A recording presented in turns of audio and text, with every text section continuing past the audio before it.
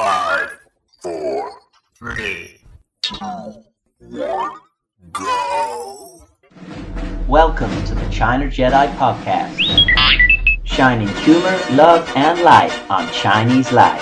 For those living, working, or traveling in China, or interested in learning about Chinese culture, expat life, and foreigners' perceptions.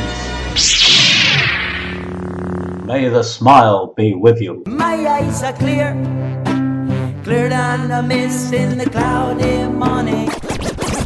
China Jedi legal disclaimer. Please listen carefully. What you hear on this pod may or not be the truth, may or not be funny, rude, or downright stupid. If statements are made by certain individuals from the human race that go against your preconceptions, conceptions, postconceptions, and selections, faith, tastes, or personal philosophies, please take it with a light-hearted sigh and slight shrug of the shoulder. Hold your head up high, knowing that you are a better person than they are, and that one day the force will strike down on them with great vengeance of furious laughter and unconditional frivolous forgiveness. Ting ba dong, you got it all wrong. The things that I've been saying, you've been listening to the wrong side. You are with myself, Chris J. Bradshaw, and Josh Summers. China Jedi Show. We begin another one today. Josh, looking good. What's up there, Chris? Hey, everybody listening. It's good to have you guys here again.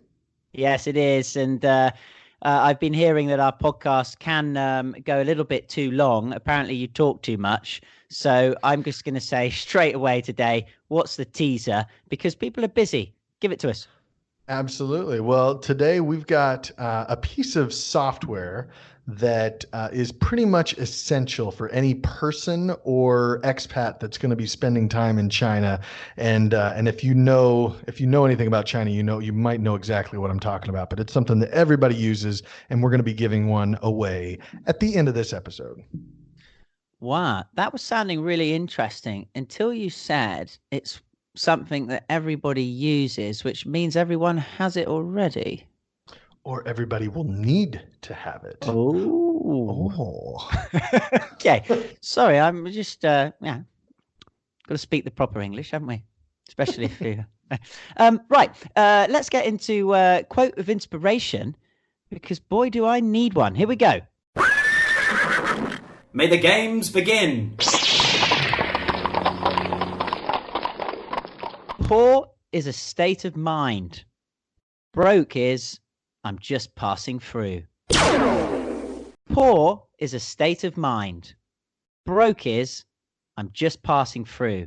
Dave Ramsey, American radio show host and businessman. Yes, I have read some of his books. He's definitely a popular finance guy out here. That's for sure. So do you consider yourself poor or broke? Well, first of all, this quote, it seems like it can't be Ramsey's. I've heard this in many formats, this type of what it's meaning to. I'm just definitely broke. Yeah. Oh, yeah. I'm broke. I remember last episode, I was clearly broke. I couldn't get in my words out. But, you can fix yourself, can't you? I'm sure there's a way, although I'm not going to be lending you that couple $100 you asked for, just so you know.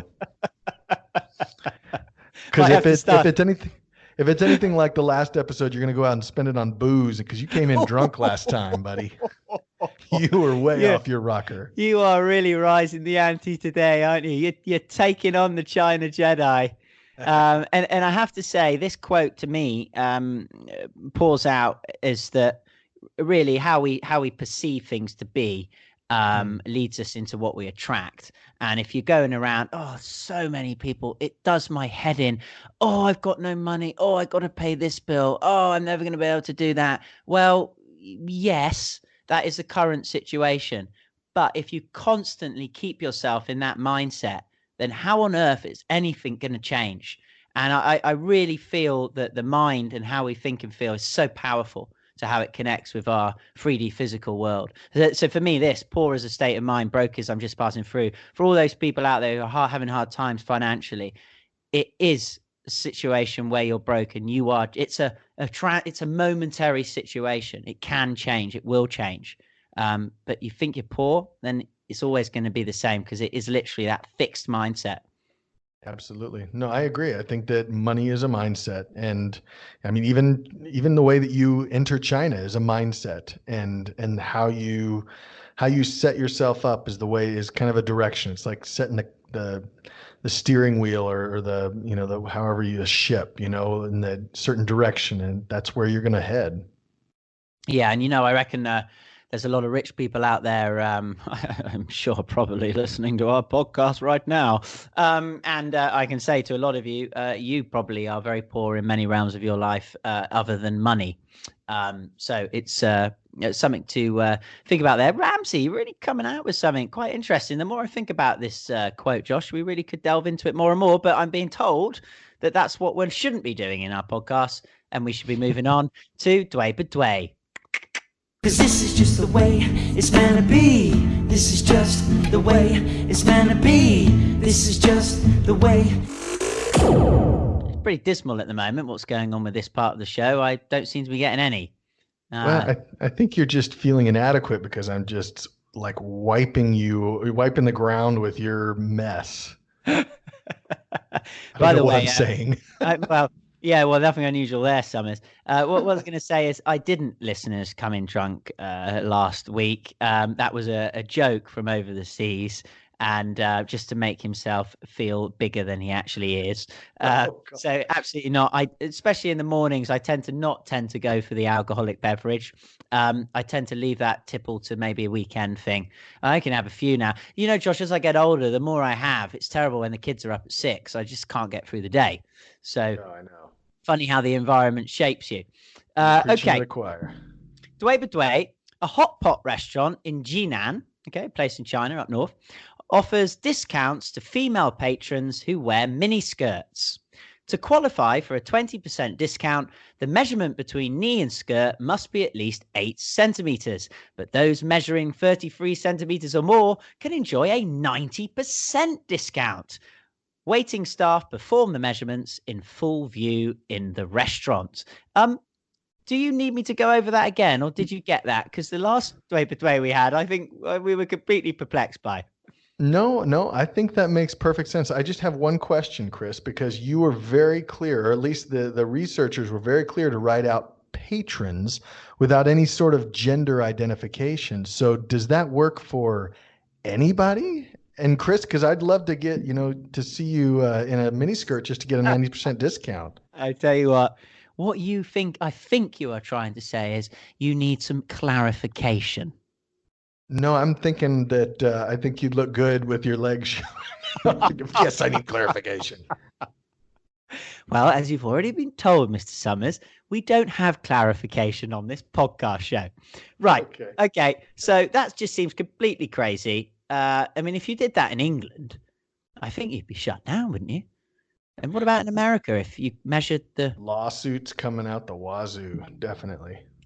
So it goes to show over a large space of water, things can really change, can't it? Well, we'll see if it's true or not. We don't know yet. It's boudoir. You don't know if it's true. No, I tell you, though, it wouldn't surprise me. Nah. Yeah, 20%. Yeah, I mean, measuring 33 centimeters or more can get a 90% discount. Wow, that's a long. There's a lot of skin there. A lot of skin. Okie dokie. Moving on. How apt. China version tip of the week. Believe me when I wanted to see you. The China version tip of the week. Now, you may be thinking as you're heading into China, you know what? I'm going to take advantage of this opportunity. I'm going to be going to China and I'm going to get all these knockoff shirts and knockoff watches. And heck, I'm even going to get a really cheap iPhone while I'm in China. I've actually heard people say this. Josh, I think some people after listening to the Dway but Dway, if they're coming to China, might be going to Jinan and having a hot pot in a restaurant. But yeah, absolutely. Okay. There's been this spike in searches about where in the world is Jinan anyway, because I don't even know where that is. Yeah, we're putting it on the map. Yeah. Yes. So I remember. Yeah, I remember going into Beijing. There's this place called the Silk Road Market. Have you heard of that place before? Yeah, I think I've been to it. Yeah.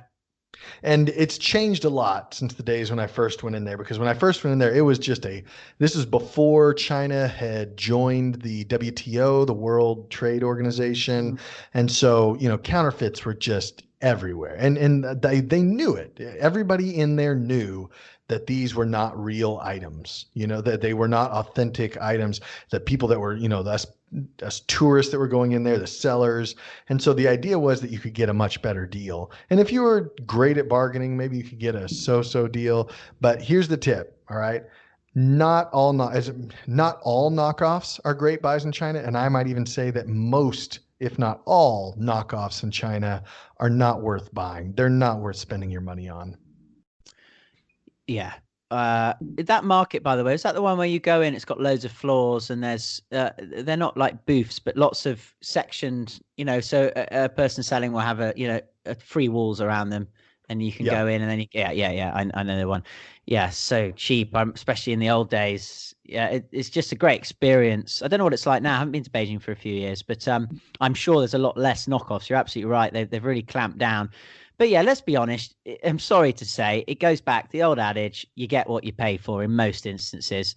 And I've bought when I first came for presents. You could buy Louis Vuitton bags. I remember buying those in the underground markets here, and Rolex watches and things like that. And of course, they look great, but don't expect them to last. That's all I will say. Yeah. And this is especially true. Do not waste your money on anything that is electronics, because whether it's a camera or a phone, if you buy it, I can guarantee you're not going to have any sort of warranty on it that you would normally get if you bought it in your home country. And more than likely, it's not going to be, I've seen the craziest looking watch replica, like Apple Watch replicas that are just, it's the worst thing. You would not want to spend your money on that. Yeah, they've just got like one tiddly little circuit and maybe an LED light in it. And the minute you start playing with the buttons, it starts smoking or it just stops. Yeah, absolutely not. Electronics, just take them away. Unless you're doing like, I don't know, you work on a stage set and you need some props. I don't know. And then I Something think cheap would work there. So maybe that's why they're still around. I don't know if there's a want for that kind of thing. So yeah, absolutely great one. Not all knockoffs are great buys in China. Wonderful, Josh. Let's get into Ting Badong topic time. Yeehaw. Ting Budong, you got it all wrong. The things that I've been saying, you've been listening to the wrong song. Well, shoot, it sounds like we're going all Texan today, so we're going to do the Ting Badong topic time as a Texan, all right?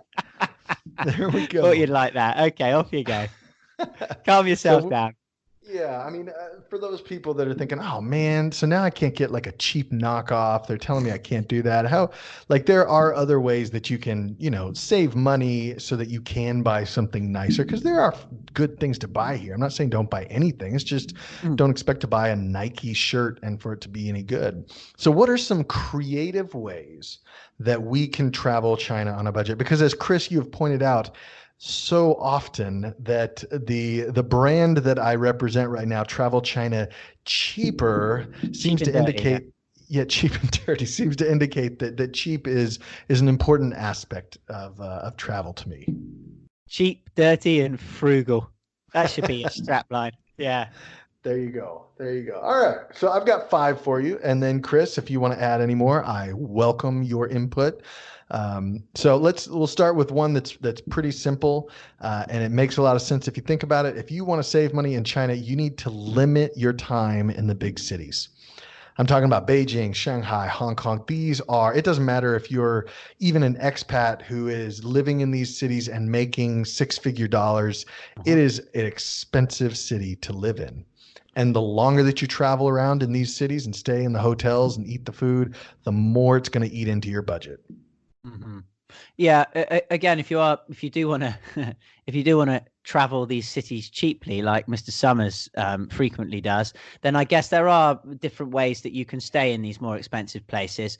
You can be a dorm, accommodation for dorm. You can be eating the local stuff on the streets, and keeping your costs down. You can do it.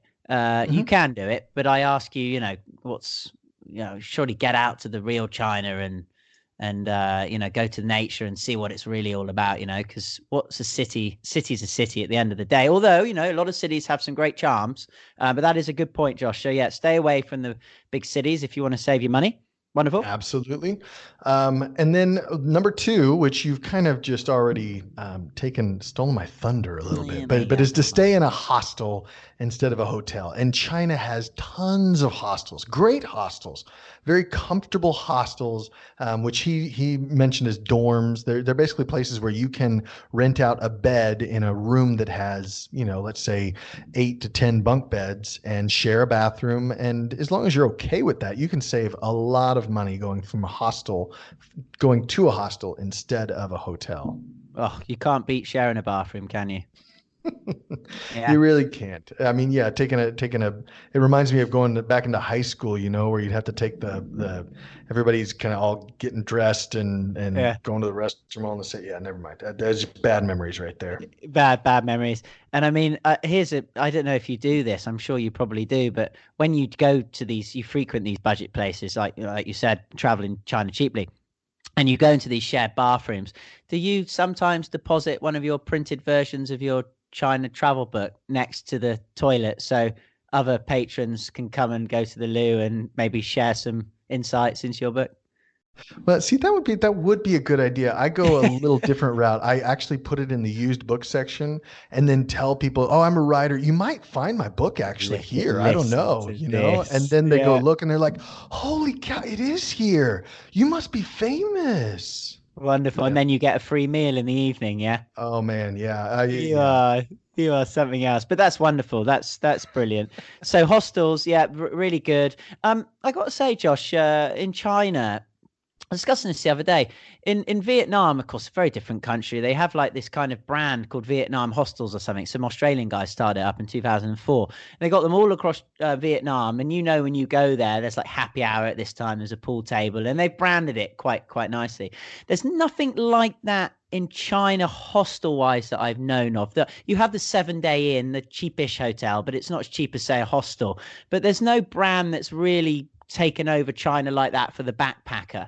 And I think that's probably because Vietnam's a little bit more ahead in terms of that, its culture and history of having outsiders come in and stuff like that, really. And China's taken a bit more time. And what would you say to that?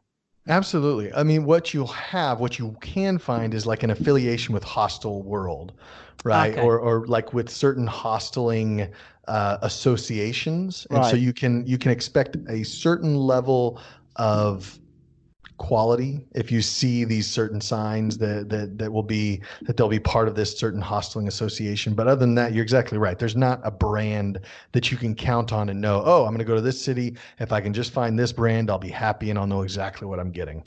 Yeah. And I mean, I don't want listeners to think that I'm a pro McDonald's and Starbucks and all these bloody places that are everywhere in the world, just making our world exactly the same. I think it's nice to have these different things. That's my pro-Brexitness. Anyway, moving on. Josh, how much is a hostel what are we talking here for a hostel? Because, looking at the big hotels, looking 600 RMB, 1,000, 1,500 RMB. Hostels, we're looking... It depends on the size of the city. So I've stayed at hostels where a bed is literally 30 yuan a night, which is at the time it translated to about $5 US dollars a night. And that's just a bed. All the way, most hostels have private rooms. Yes. So it's not like you can't get a little bit of privacy. And so that's anywhere between, 80 to 150. There are some, especially in the bigger cities like Hong Kong or Beijing or Shanghai, that you can pay upwards of 200. But again, that's a fraction of the hotel cost. And so it really is a good deal and worth looking towards. Okay, super stuff. All right, let's go ahead and move on. We're number 3. I say skip the plane and take the train. And really what people think of when they... Sorry. Go right back here. Can we roll that again? Go on. Here we go. Number 3. Number 3, skip the plane, take a train. Did I say it wrong? One more time. Skip the plane, take the train. Trademark, ding. You got it. That's what you got to use. You got to use that one. I hope that's yours. Is that yours? Because if it is, that is gold dust. I'm glad you like it. I feel so, I feel so good inside. It's like happy butterflies inside me right now. Forget the plane and take the train. Yeah, skip the Look at plane, that. take a Oh, skip train. the plane. Yeah, Okay, skip the wonderful, plane, take a train. great. Yeah, go on. So, Yeah, a lot of people, they hear train, and especially with the size of China, they think, oh, it's going to take forever on a train. And sometimes that's the case. But I mean, if you understood just how much China's high-speed train system has been built out in the past just 5 years, you would be floored. And so you can take and essentially what sometimes it can be even faster than an airplane if you consider the time it takes to get through airport security nowadays. But for example, you can go from Beijing to Shanghai, and you could fly between those two cities, or you could take a high-speed train overnight. And so not only are you saving just a little bit of money, it's usually cheaper to take the train than it is the airplane, but then you're not even having to pay for a hotel that night. So it's a double whammy. And you're saving twice that money, and it's so much fun to take the train, in my opinion. I don't know if you'd agree with that or not. I would take a train over a plane any day of the week. Yeah, totally. I mean, I'm here to be on the ground. That's what my feet are for. I don't have wings. So if there's any time I can actually remember when I lived in Japan, Josh, I came back, I went overland from Japan to England. It took me 15 days, and I went to Beijing, and I took the Trans-Mongolian all the way to Moscow through Belarus, I think Poland, Belarus, into Belgium, took the train back to London. That was a wonderful trip. But now I'm also harking back to the days when I was in India. God, sorry to go on, but the train journeys in India are incredible. But the trains here in China are very different. They're very modern, and you're going to get a different experience. It's not like you can hang out the window and really smell the air and stuff like that, like you can in India, where this is a different experience. But even on that note, you're right. I think it's a better way. You clearly see a lot more of the land and geography. It's very comfortable, just like a plane can be, but you can walk around and stuff. But I have to say, the price wise, because there's a train now, a high-speed train from Guangzhou to Beijing, you can do in 8 hours, which is pretty impressive. But it's more expensive than the plane. And I think this is the scenario at the moment, that the planes are seemingly cheaper, I do have to say, in some respects, than the train. So that does make it a little bit kind of, because people do think with their wallets, like you do in travel China cheaper. Absolutely. So, I mean, the end result is, yes, you should look for both. But I feel like if you can knock out a night, if you can do an overnight train, then it's almost always going to come out better for you. All right, let's go ahead and move on. I'm going to go to number 4 here. Avoid bank fees or any sort of fees, especially when you're dealing with your cash. And this is one that's easy to do, but I've seen a lot of people trying to just get taken advantage of here. So one of the things I say is don't necessarily exchange your money at the airport unless you have to, because you're going to get the worst exchange rate at the airport. And then don't get cash at an ATM machine. This is specifically for Americans, but I know this is around the world now becoming more and more. Don't use your credit card. Use a debit card, because credit cards are going to give you you're going to get a high fee for doing that. But the reason why some people do that is because they forget their debit card PIN. And in China, you have to have that debit card PIN. So again, try not to exchange money at the airport. Wait until you get to your hotel or to a bank where you can do that. Or my favorite is just pull from an ATM using your debit card. You're going to get a decent exchange rate. You're going to get the bank exchange rate. Your bank might take a little bit of money off the top end, but that's a good way to make sure that you're not wasting money by paying fees to a bank. Yeah, going on what I would do when I go to different countries is I think it's generally this should be the same strategy, whatever country you go to. Take a bit of the local currency with you, so you can get to your first destination. I'm telling you, if you're having to use those airport travel exchanges, they rip you to pieces, don't they? They really do. It's just crazy. So skip those, and then when you need cash on the ground, exactly like you said, use an ATM that is in a bank. Be very careful where you are. Make sure it is an actual bank, because there's a lot of fraud around those, and you will need your PIN. But the only problem with those is, Josh, you can only take out about £200 worth, so about 2,000 something RMB in China. So every time, if you need a lot, you'll have to go back. And of course, every time you do it, there is an exchange fee and a transaction fee. It's not huge, but it does pile up. So I would say take some cash with you a little bit, kind of like to get you through, I would say, the first week, if you ask me, and then go off cash points. What do you think about that? Yeah, absolutely. One of the things that we've done, because what you're talking about, that limit on the cash withdrawals, is actually enforced on your home bank side. That's not Right. enforced on the China side, because I could go in and do it many times on the China side. That bank doesn't care. So what's worked for us is it's actually based on, it can be based on the card. So if my wife and I both have a card on the debit card on the same account, I can pull 200 pounds worth or $200 worth, and then my wife can do the same on the same account. But I mean, either way, I agree with you. You want to have a little bit of cash that can get you through, but trying to find a better way to get an exchange rate than at the airport kiosk. The other solution out the box, of course, is to bring your bitcoins, digital currency, and try and see how that goes. I mean, hopefully, we're in 2019 now. If someone's listening to this in 2029, you'll be able to freely use multiple cryptocurrencies. But we'll see if the system allows. Hopefully, right. Moving on. All right, the very last one, and I'm going to just fly through this one because this one's pretty self-explanatory, is do what a lot of people do and just teach English for a little while. Like, you don't even have to do a full year. Some schools will allow you to do just a couple months or 6 months. So they'll pay you and you'll get accommodation. You'll get to know the Chinese culture a little better. And that is a really easy and cheap way to be able to travel on a budget in China, or anywhere in the world for that matter, but especially China. Yeah, one thing that came to mind, great things there, Josh, to check out is I had a guy, a good friend called Tom. He moved to Chengdu from England to study Chinese at the university. I think you can pick up some pretty good low-cost university language courses where you immerse in the language for a certain period of time, and you get time to go and travel and stuff as well, with the added benefit, of course, of having the language. So that's certainly another thing that came to mind. I think you've kind of said most things here. The other thing, of course, is to get yourself a girlfriend or boyfriend, or find a rich husband or wife, and then your opportunities really open up, don't you? I mean, but I'm sure there's always something you got to pay back to. Are you speaking from experience here, Chris? That's what I'm curious to know. No, I'm just speaking to the wonderful wide web of people's experiences you read about. Where there's a will, there's a way, hey?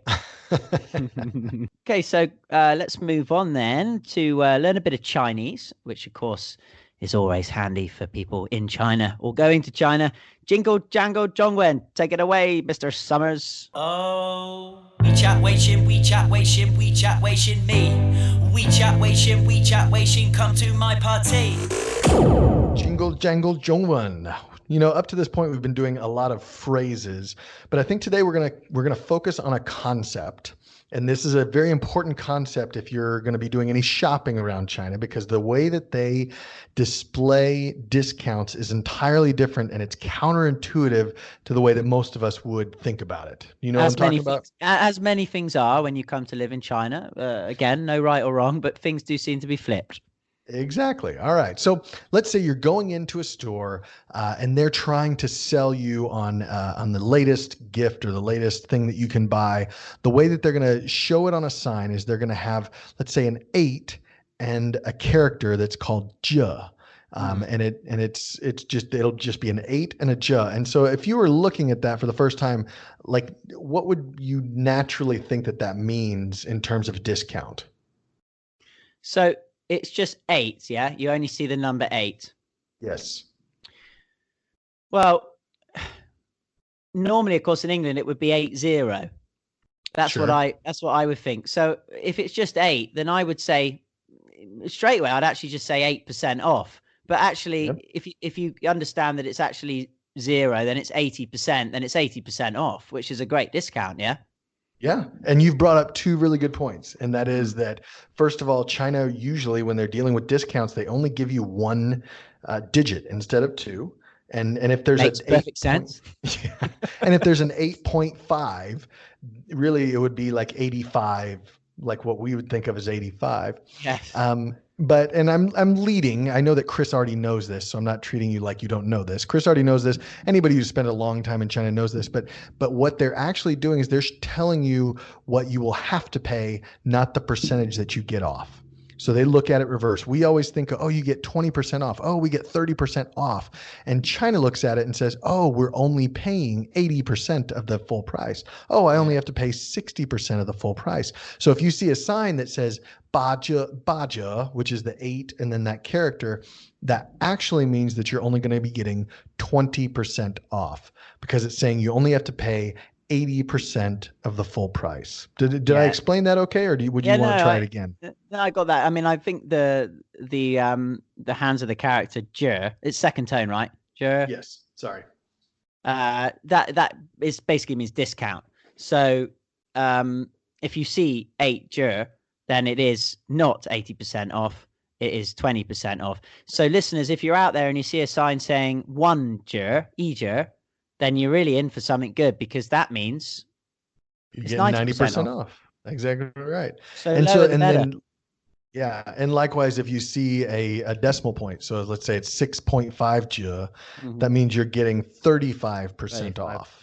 Yeah. Yeah. Okay.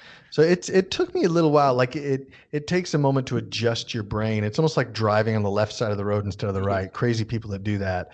You just have to adjust, and then you'll get used to it after a little while. I tell you, funny. When I was in America that time, and I rented a car, and I've done it in multiple places. You forget what side of the road to drive on, even to the point where you don't think about it because you're so used to just unconsciously opening a car and getting into it, whether regardless of the side the wheel's on. And you drive off, and suddenly you hear a beep, and what's this crazy person doing? And you're on the wrong side of the road. Brilliant. Okay, sidewinder off the issue there.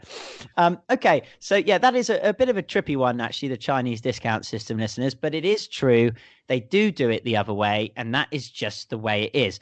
And yeah, the fact that they don't put zeros as well is quite, yeah. But again, Chinese is such a fast food language. Like, take Putonghua, I think it probably is the most effective, efficient language in terms of getting your meaning across quickly. So if we take that as a potential truth, then look at how they do the numbers. That makes also perfect sense as well. It's not 80, it's 8. Yeah. No, exactly right. And I'm sure, I know that Chris, you're going to be putting this character in the show notes. So if you're wanting to know what this J looks like, because more often than not, they're not going to be telling you that it's Baja, although maybe they will. More than likely, they'll just take out a calculator and show you how much you'd have to pay. But if you're seeing a sign, I want you to be familiar with that J character, because that's something you're going to see often, that Baja or that Chija, that 30% off or the 20% off. Yeah. Good point. And another good point is apparently we won't be putting the Hansa in the show notes because apparently yes. Don't listen to a thing I say. No, funny, because we never get clarification, but I've just been clarified here that we don't, because apparently that goes into the Facebook page where we go into more detail about what the show's about, and we put the Chinese down and things like that. So on the show notes on the website, I think it's quite direct. We don't want to take people's time up too much. Sure. Have you not read any of our show notes, Mr. Summers? Deary I me. I had. I can't believe this. Well, okay, let's get into Dway Badway then. Yeah, keep your mini skirts on. Cause this is just the way it's meant to be. This is just the way it's meant to be. This is just the way. Right, here we go then. A hot pot restaurant in Jinan offers discounts to female patrons who wear mini skirts. Female patrons who wear mini skirts. Thank you. To qualify for a 20% discount, the measurement between knee and skirt must be at least 8 centimeters. But those measuring 33 centimeters or more, I mean, where they come up with the 33, can enjoy a 90% discount. We've got three's lucky in China, isn't it? The number 3. Yeah. Okay. I get it. Waiting staff perform the measurements in full view in the restaurant. That's a good job, isn't it? Measuring skirt sizes. What do you think about this, Josh? It's like we said before. If this were to be America or the UK, there would be lawsuits and there would be people up in arms and protesting in front of the restaurant. In China, I can see it actually being a marketing ploy that would draw people to the restaurant. Oh, come on. Oh, come on yourself. I mean, what you would have is you would have people on WeChat that would be debating about whether this, but it wouldn't actually, like, there's not like this tort style. Like it's just not it's not part of the Chinese culture to go and sue a restaurant. So it'd just be a big debate.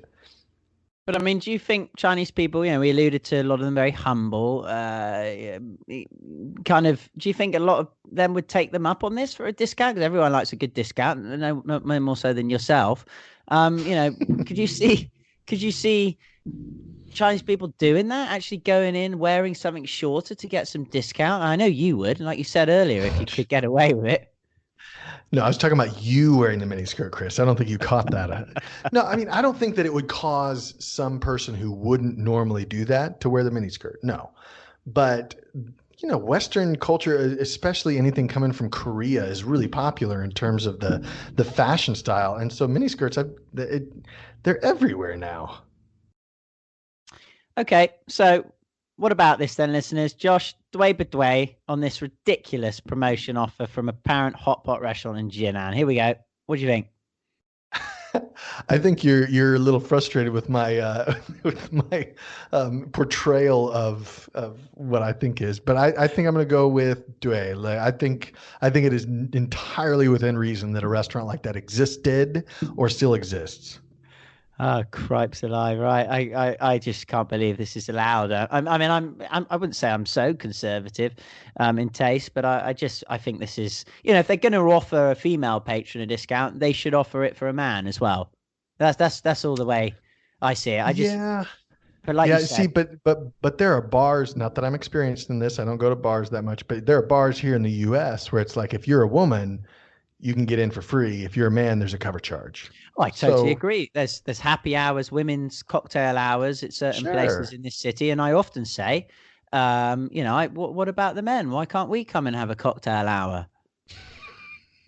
And how do they respond when you say that, Chris? I think I don't know. One of the things is people. I think men are quite good at drinking enough beer and cocktails without having promotions to get them to do more. But there you go. Right, moving on then. Dway bedway. Let's see. I'm opening the envelope. Oh wow, it's Dway. Oh yeah. It's just you're steaming forward with this. But I think this goes to show as well, though, that clearly you are quite knowledgeable about the Chinese culture and environment as you've been here for so long. So I think that's good to see and to hear. So great stuff. There you go. We don't have the official name of the restaurant apparently, but I'm sure, as you alluded to earlier, Josh, there'll be quite a few searches from the men type from our listeners, I'm sure. Okay, what have we got to give away today? Hopefully not your miniskirts. Give it to us. Cause it was breaking news. Right from the Red Guest House. This week, we are giving away a 1-year subscription to ExpressVPN, which is one of many VPN services. I'm not going to necessarily say it's better than anything else. VPNs have a hard time working in China in general just because of the censorship. But if you don't know what a VPN is, it is a piece of software for your phone, for your tablet, for your computer that allows you to access your email, Facebook, BBC, or any type of news or things that are often censored here in China. It allows you to access it. And it is something that is pretty much essential for anybody who is an expat and highly recommended for anybody who's a traveler. Yeah, it's you can't live without it. Did I just say that? No, I just yeah, you can't live without it. What's the deal again, Josh? Sorry, it's so it's a subscription. How long? 1 year. Wow. So I think that's awesome. It's like a $99 fee, I think, normally. So yeah, even if you're an expat who uses a VPN, that's $100 in your pocket where you wouldn't have to pay for an entire year. I think that's great. I'm going to have to get my son to write in a review here, I think, so we could possibly get that. No family members of the hosts or producers or anyone connected with China Jedi can apply in the giveaways, listeners. So, of course, how do you possibly get this wonderful offer? It's very simple. You go to ChinaJedi.com and you click on one of our social media links or podcast portals. You write us a small review, hopefully something positive. You press the screenshot button and you send us that on an email to info@ChinaJedi.com.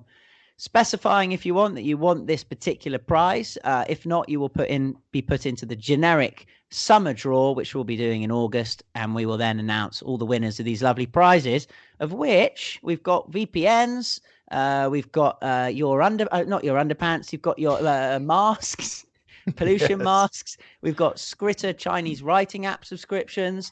What else we got, Josh? Packing cubes. We've got a packing cube. We've got a year subscription to a phone translation app, which is really good. And then, of course, the book that I wrote, we're giving away one of those books. Sorry. Yeah, absolutely. I forgot about that. Should have said the most important thing first. And I think if anyone's listening now and they haven't listened to the previous pods, please go back by all means, because there is some information in there that is quite useful. I'm sure. So. Yeah, I'd hope so too. And more than that, Josh, even if they listen to this and it's come out for a month or so, if it is before August, you still can get into those prizes. So please do send us that email, write us a review. Yeah, great stuff. Absolutely. And we really do appreciate it. It helps people that are looking for a good Chinese podcast to be able to find this podcast. And hopefully it can help you be able to have, an extra year subscription to a VPN while you're in China. Yeah. And one other thing, thank you again, listeners, for all those that are listening now. We do appreciate it. This is, what we do it for.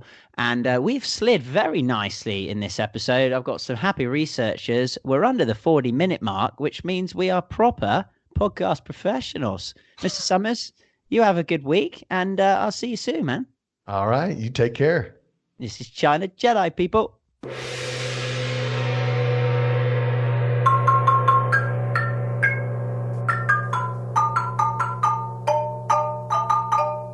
If you enjoy listening to the China Jedi podcast and want to get involved, either by asking a question, expressing your opinion, good or bad, light or dark, or even appearing as a special guest, then get in touch by emailing our team at info@chinajedi.com. That's info@chinajedi.com. May the smile be with you.